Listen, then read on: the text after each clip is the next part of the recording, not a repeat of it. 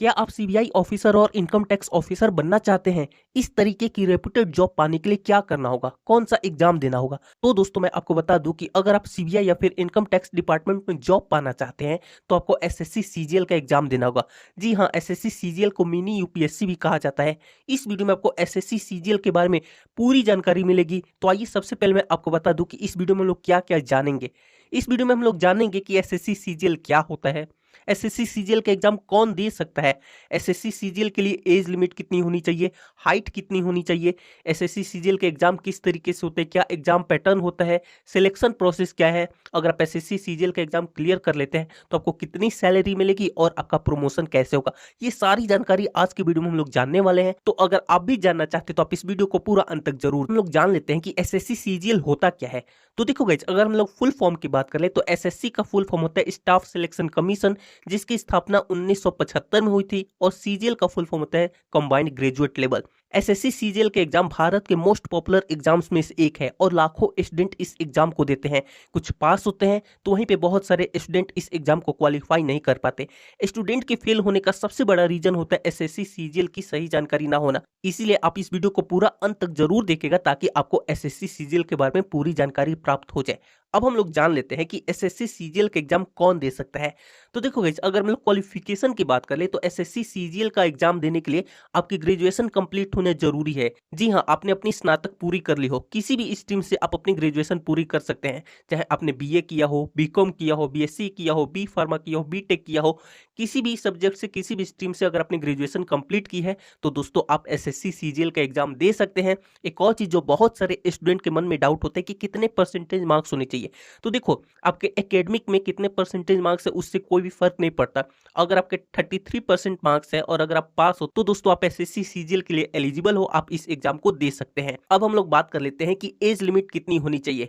तो देखो guys, SSC CGL के लिए जो एज लिमिट है 18 से 32 साल के बीच आपकी एज लिमिट होनी चाहिए। यह है जनरल कैटेगरी के स्टूडेंट के लिए। अगर आप ओबीसी से आते हैं तो जो आपकी एज लिमिट हो जाएगी 18 से 35 साल, और अगर आप एससी और एसटी से बिलोंग करते हैं तो जो आपकी एज लिमिट होगी 18 से 37 वर्ष तक होगी। हमने एज लिमिट जान लिया, अब हम लोग बात कर लेते हैं हाइट के बारे में। तो देखो, अगर हम लोग हाइट की बात कर ले तो मेल कैंडिडेट की हाइट 157 सेंटीमीटर होनी चाहिए। वहीं पे अगर आप एक फीमेल कैंडिडेट है तो आपकी हाइट 152 सेंटीमीटर होनी चाहिए। एक चीज मैं आपको बताना चाहूंगा कि जो हाइट है ये सभी पोस्ट के लिए नहीं होता, किसी किसी पोस्ट के लिए हाइट रिक्वायरमेंट होती है। बाकी जो अदर पोस्ट है उसमें आपको हाइट कम हो ज्यादा उससे कोई भी फर्क नहीं पड़ता। आइए अब हम लोग बात कर लेते हैं एग्जाम पैटर्न के बारे में, क्योंकि दोस्तों ये समझना बहुत ज्यादा जरूरी है। एसएससी सीजीएल में बेसिकली 4 स्टेज होते हैं जिसको tier 1, tier 2, tier 3 and tier 4 कहा जाता है। जो टीयर 1 होते हैं ये क्वालिफाइंग होता है। इसमें बेसिकली आपके 4 सेक्शंस होते हैं, English, mathematics, general awareness and reasoning. ये चारों सेक्शन से 25-25 क्वेश्चन आते हैं।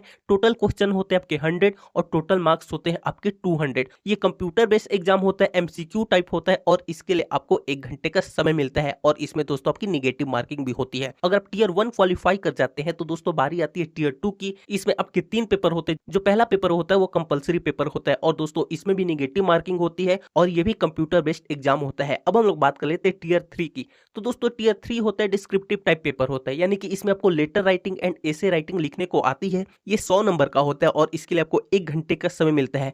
इसमें आपको बस क्वालिफाई करना होता है 33% मार्क्स से। और जो टीयर 4 होता है ये सभी पोस्ट के लिए नहीं होता है। ऑडिटिंग वगैरह से रिलेटेड जो पोस्ट है उसमें टीयर 4 होते हैं। इसमें आपको टाइपिंग वगैरह और स्किल टेस्ट चेक की जाती है। दोस्तों अगर आपको पूरे डिटेल में एग्जाम पैटर्न जानना है तो आप हमारी वेबसाइट पे जा सकते हैं। वहां पे इससे रिलेटेड आर्टिकल लिखे जिसमें आपको पूरे डिटेल में एग्जाम पैटर्न एंड पोस्ट के नेम लिखे गए हैं। आप उस आर्टिकल को पढ़ लीजिए, उसका लिंक मैं आपको डिस्क्रिप्शन बॉक्स और कमेंट में पिन कर दूंगा। अब हम लोग जान लेते हैं सिलेक्शन प्रोसेस के बारे में। तो देखोगे, सबसे पहले तो आपका रिटन एग्जाम होगा, टीयर 1, टीयर 2, टीयर 3। अगर ये सब कुछ आपका क्लियर हो जाता है तो दोस्तों उसके बाद आपकी एक मेरिट बनेगी। मेरिट में अगर आप क्वालिफाई कर जाते हैं तो दोस्तों उसके बाद आपका होगा डीवी, यानी कि डॉक्यूमेंट्स वेरिफिकेशन। डॉक्यूमेंट्स वेरिफिकेशन में सारी डिटेल्स मिलाई जाएंगी आपकी एकेडमिक की, जो अपने फॉर्म भरते समय दिया था वो सही है फिर नहीं।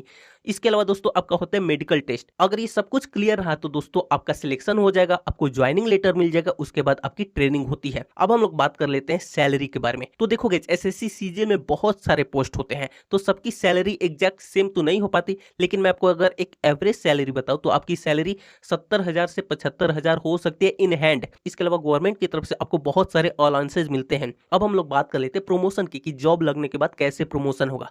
तो देखो गाइस, अगर आप इनकम टैक्स इंस्पेक्टर बनते हो तो 5 से 6 साल अगर आप जॉब करते हैं तो दोस्तों आप इनकम टैक्स ऑफिसर बन सकते हैं। इसके अलावा फिर 5 से 6 साल बाद आपका और आगे प्रमोशन होगा। तो कहने का मतलब है कि 4 से 5 साल के टाइम पीरियड में दोस्तों आपका प्रमोशन होता रहता है। इसके अलावा आपकी सैलरी भी बढ़ती जाती है। तो दोस्तों ये पूरी वीडियो थी एसएससी सीजीएल के बारे में। मुझे उम्मीद है कि अब आपको समझ में आ गया होगा एसएससी सीजीएल क्या होता है। लेकिन फिर भी अगर कोई डाउट है तो आप कमेंट करके जरूर बताइए और आप ये भी बताइए कि अभी आप पढ़ाई में क्या कर रहे हैं, किस क्लास में हैं। और अगर आपको ये वीडियो पसंद है, वीडियो को लाइक करके चैनल को जरूर से सब्सक्राइब कर दीजिए और हाँ, इस वीडियो को शेयर जरूर से करें। मिलते हैं आपसे अगले वीडियो में। Thanks for watching.